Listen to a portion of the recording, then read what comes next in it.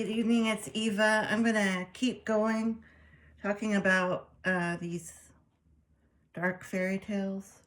So the first one I'm going to do is called The Red Shoes, and it's a Danish story, folklore, and it's about an orphan girl named Karen, and I guess she's has born of poverty. I guess her mom died or something. I don't know. Her dad abandoned her. And so she's with an adopted mother, and she sells like flowers or trinkets in the streets for extra money. But because they're so poor, she wears like wooden clogs if it's wintertime. But in like warm weather, she has to just go barefoot, so her feet get bloodied, and she gets, like, it's cobblestone, so it's uncomfortable. And so she dreams of having her own pair of shoes, and somebody, like, I guess the shoe cobbler or whatever, makes these, he puts these red shoes that he made out of scraps in the window, and I guess they don't cost that much because it's not new leather or anything. So she's allowed to buy those shoes.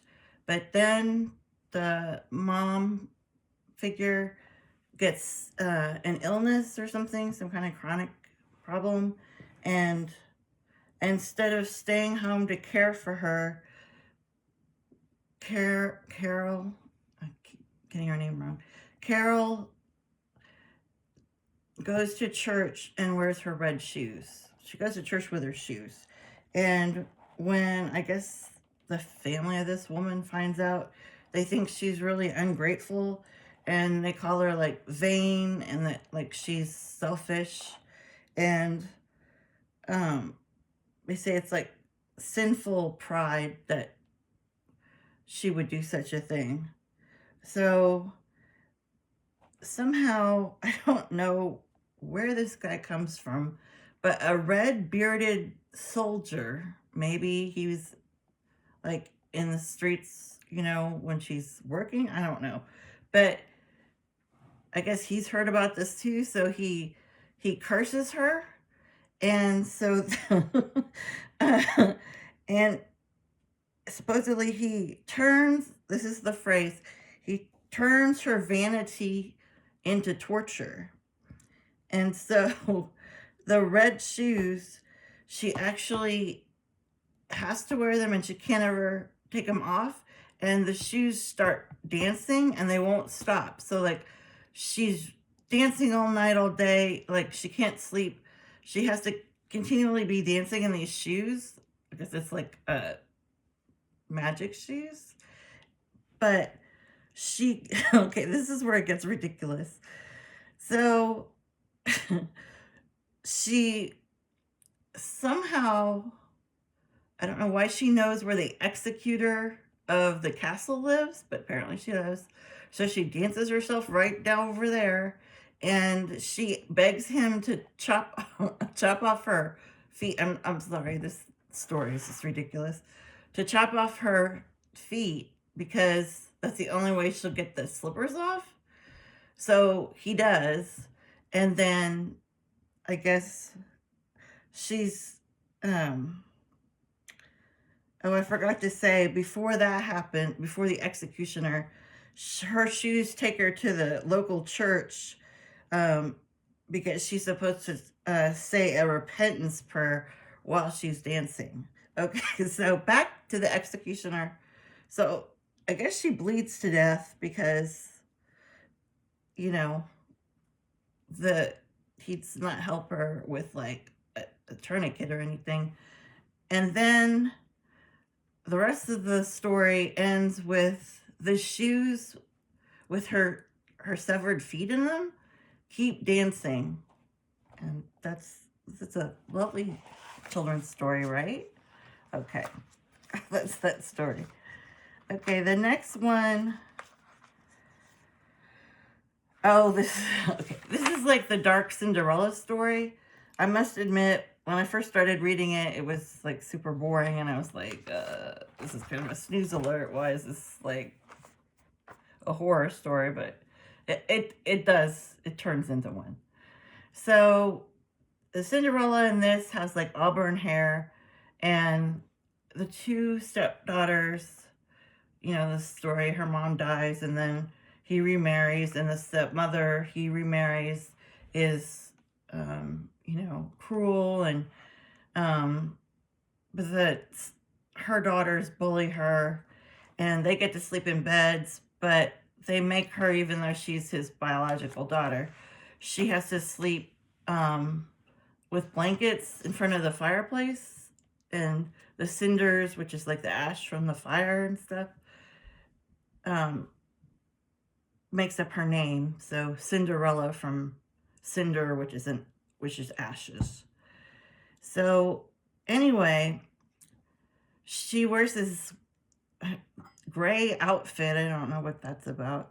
And there's a ball coming up, and for some reason they're really obsessed with, I can't remember what country this was from, but they're obsessed with her like taking this giant tub, a basin of red lentils or something, or I don't know, maybe it's one bin is red and the other are the normal brown color, and she has to sort through them. I mean, it's enormous. It's like Sam's Club big, and she's supposed to comb through it with her hands, I guess, and take out all the bad lentils. Well, she's doing this, and it's taken forever. And so these white pigeons come in the window, and you know how like Cinderella is always talking to animals, so they help her by like tasting them all, and and then they eat all the bad ones, and so there's only like good lentils left. So that's one task down. So then, okay, this is where it gets weird. Okay, so the sisters, they go to the ball, the stepsisters, and they come back, and like, you know, they don't thank her for doing her tasks or anything, because they think she's just supposed to do them anyway. And they talk about how there was, like, in this story version that I read, they didn't have anything about like a stepmother. Like, believe it or not, the white pigeons were the ones who conjured up like a fancy dress for her and some kind of carriage that disappeared at, you know, like midnight, like just like whatever, the American Tale. But they don't hardly talk about that at all. Like, that's like anything like any of the royalty stuff is just, they barely talk about it. But the prince comes in person to the house, and he thinks that one of the two stepsisters is who he danced with all night, which doesn't make a bit of sense because they have completely different hair color, whatever. And anyway, right before he comes, one of the sisters starts freaking out, like having like a little panic attack, and she's like, what are we gonna do? Like, my feet are too big. There's no way. I don't think that, I mean, she doesn't know that the shoe's really tiny, but she says something like, what if it doesn't fit? What if my feet are too big or something?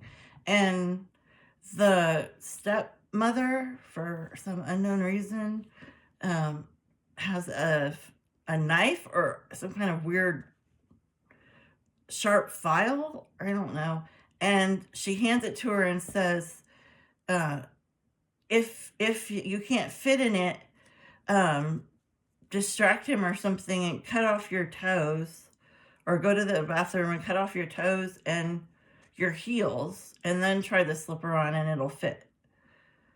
Okay, so that's what she does. And I don't know if both sisters do this and he selects one of them, or if only the one who was talking to the mom does it to herself. But as he and this stepsister are leaving, the pigeons, Cinderella's friends, they go fly and they land on the top of this, like the entrance to the fancy house they live in, the manor. And the pigeons, I guess, start talking like parakeets, I suppose, or parrots, whatever talks.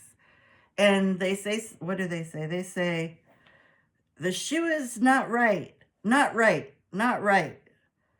And so, so the prince is warned, I guess, because he hears them. And he looks again under her, they wear those petticoats under her skirt.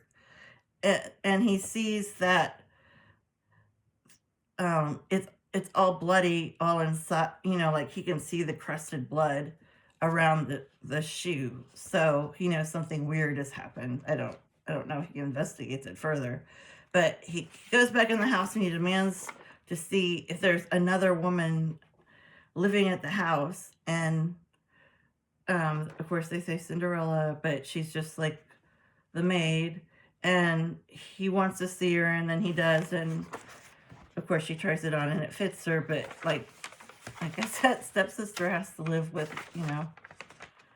a butchered foot for no reason because she didn't get picked. All right. So the next one, this is weird. This is Beauty and the Beast, but